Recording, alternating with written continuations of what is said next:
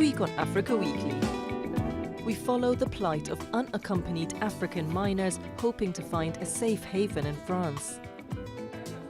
And we travel to Ghana, where in an effort to boost the economy, the government is trying to encourage the country's diaspora to return home. But first, a summary of the stories that made the headlines this week.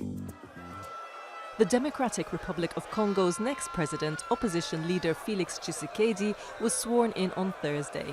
In his inaugural address, Tshisekedi promised a new era of respect for human rights, vowing to release all political prisoners. The day took a dramatic turn when the newly minted president was briefly taken ill during his speech, which he later blamed on the stresses of the election campaign. Tshisekedi was declared winner of the much-delayed election after defeating rival Martin Fayulu, who claimed he had won the majority of votes. However, Fayulu lost his challenge to the Constitutional Court, leaving 55-year-old Tshisekedi to take the helm from Joseph Kabila, who has ruled the country for 18 years. Israeli Prime Minister Benjamin Netanyahu visited Chad on Sunday as the two countries restored diplomatic ties after a decades-long break. Ties between Israel and the majority Muslim Chad were broken in 1972 at the height of Arab-Israeli tensions. But in recent years, Israel has held out the prospect of cooperation in fields ranging from security to technology to agriculture to improve its links on the continent. The two leaders signed defense and security cooperation agreements on Sunday, but no details were released to the media. The Israeli leader called it a historic trip and pledged to invest in the ongoing relationship between the two countries. In March, we're going to have a special delegation of Israeli companies come to Chad to see the various possibilities that the president and the government of Chad are opening up for Israeli companies, and I think the opportunities are vast. In what was claimed as an attack in reaction to Netanyahu's visit, on Sunday 10 Chadian peacekeepers were killed and at least 25 others wounded by jihadist gunmen at a UN camp in northern Mali. It was one of the deadliest strikes against the UN mission in the West African country to date. Al-Qaeda in the Islamic Maghreb claimed responsibility for the attack. Hundreds of protesters took to the streets of Khartoum and its twin city of Omdurman on Thursday as demonstrators launched simultaneous rallies in several Sudanese cities and towns, calling on President Omar al-Bashir to resign. The police said that 2 protesters had been killed during the demonstrations as the protest movement entered its second month. Deadly protests, which erupted on December 19th after a government decision to triple the price of bread, have turned into nationwide rallies against Bashir's 3 decades of iron-fisted rule. The overall death toll since the protests erupted in December has now reached 30, according to officials, although rights groups have put the death toll at more than 40. Nigeria's government on Monday warned about an increase in violence before next month's elections, accusing the main opposition of trying to foment unrest to jeopardize the vote. Information Minister Lai Mohammed said the government had credible intelligence that the People's Democratic Party was trying to whip up unrest. Having realized that their fortunes have dwindled badly ahead of the polls, the desperate opposition is orchestrating widespread violence with a view to truncating the elections, thus triggering a constitutional crisis that could snowball into the establishment of an interim government. The PDP dismissed the claims as irresponsible and ludicrous, placing the responsibility for any unrest firmly on the president's shoulders. Nigeria goes to the polls to elect a new president on February 16th in what is expected to be a close race between the two main parties. President Muhammadu Buhari of the All Progressives Congress is seeking a second term in office, with PDP candidate Atiku Abubakar his closest rival. The presidents of Senegal and the Gambia inaugurated a long-awaited bridge on Monday that crosses the River Gambia. The Senegambia Bridge will enable those who want to travel from the north of Senegal to its southern region of Casamance to avoid having to take a detour of some 400 kilometers.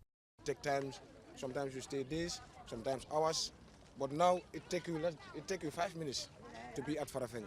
So that's a life changes. That's a good thing to us, man. And we are very happy, we are very thrilled, very, very happy. The bridge project dates from the 1970s but faced numerous delays due to the changing relations between Dakar and Banjul.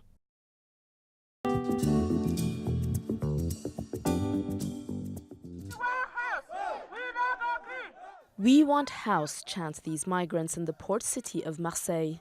Some 200 are gathered here in front of the Bouches-du-Rhône Regional Authority.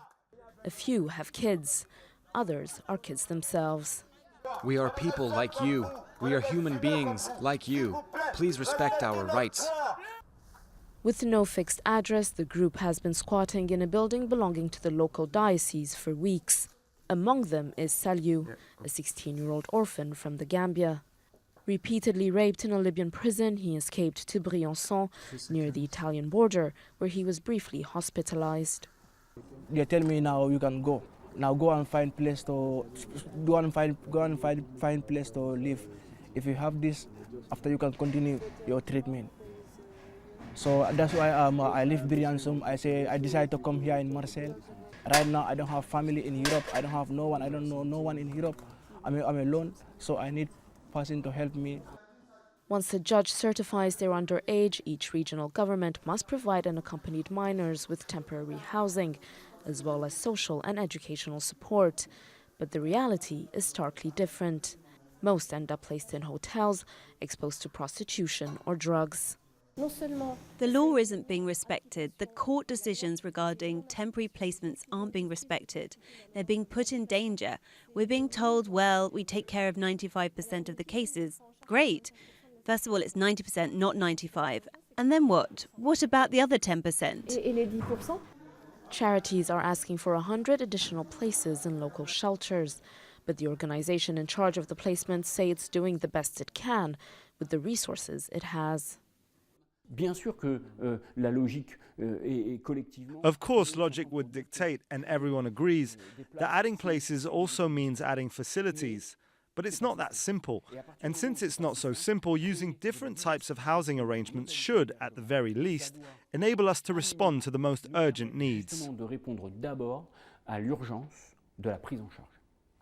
Officials say they found a solution for 4 minors living in the squat and have vowed to build 100 additional spots within the year.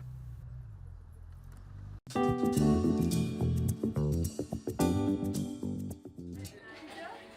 2009, Dedu Azu returned to Ghana after 11 years in Canada. She's since opened this cold tea bar in Accra, but admits that adapting back to Ghanaian life has not been easy. Last September, Ghana's President Nana Akufo-Addo called 2019 the year of return. Appealing to the Ghanaian diaspora to come back home, he promised new laws to make the settlement process easier. It's a good idea for everybody to come back home if you're from Ghana or your roots are in Ghana, but I don't know if it's right to stay in Ghana at the moment. I don't feel personally that Ghana is that stable financially. It's not only Ghanaians, but the wider African diaspora, mainly African Americans, who are being encouraged to move to the home of their ancestors. For 3 centuries, West Africa's Gold Coast was a key point of departure for slaves bound for America. US-born Cicely Williams moved to Ghana in 2017 with her family, after visiting the country as a tourist. There's a lot of misconceptions in regard to how, it is living in Africa as a whole, and then specifically in Ghana. So I think it's very important that people begin to visit so they can stop, a lot of the misconceptions, really have their own idea of what it's really like. It's hoped that 2019's Year of Return will raise awareness of Ghana around the world and help boost tourism, a sector with lots of potential which has yet to be fully exploited.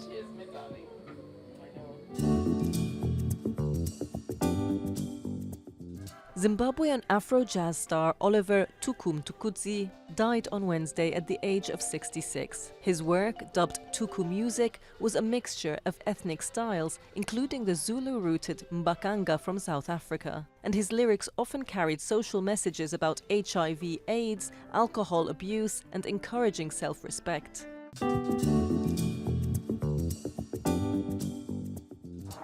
The 2019 La Tropicale Amissa Bongo race kicked off on Monday in the town of Bongoville in southeastern Gabon.